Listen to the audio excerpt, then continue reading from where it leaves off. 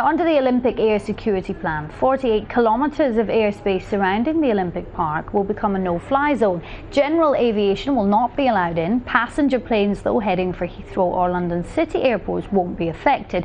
There's also a larger restricted zone which includes Stanstead, Luton and Gatwick airports. Now, private pilots can enter this area but must submit their flight plans ahead of time. Here's Laurence. London aims to welcome the world to the Olympics. Well, most of it anyway. This was the latest photo call to calm any fears the global public might have about coming here. An absolute battery to defend London against attack from on high, coupled with an air exclusion zone across hundreds of square kilometres. Nobody now can be in any doubt as to the dangers of taking to the air during the Games without notifying the authorities. They have even gone through the eventuality of a hijacked passenger jet being aimed at the city. And yes, in the last resort, they would shoot it down. We'll be firing flares out there. We'll make it absolutely clear to you that you're heading into a place we don't want you to head, so you need to guide away.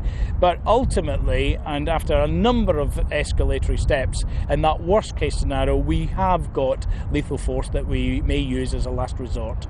In many ways, the air defence system mirrors what's been going on the River Thames, where Marines have been practising how to repel an attack on the capital by water. The British military enjoys this kind of thing. Making people feel safe will be key to a successful event. As we keep being reminded, all this forms part of Britain's biggest ever peacetime security operation, and there's no doubting the rigour with which the military are organising things here, but it is the most extraordinary contrast with the debacle that has become the privatised security operation around the Olympic sites. The private security company G4S had been entrusted by the government to take the place of the military on the ground, and yet at the 11th hour they have been found wanting. It's become clear that thousands of soldiers will have their summer holidays disrupted to patrol the event after G4S admitted it hadn't even recruited enough people for the Games.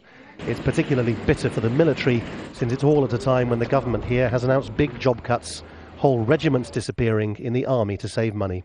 Just shows you how the political class, who are very, very short-term, can deceive themselves about this. The backbone is the military, and 19,500 military personnel are going to be involved. The official figures leak out and they go up, but it's not much short of 20,000.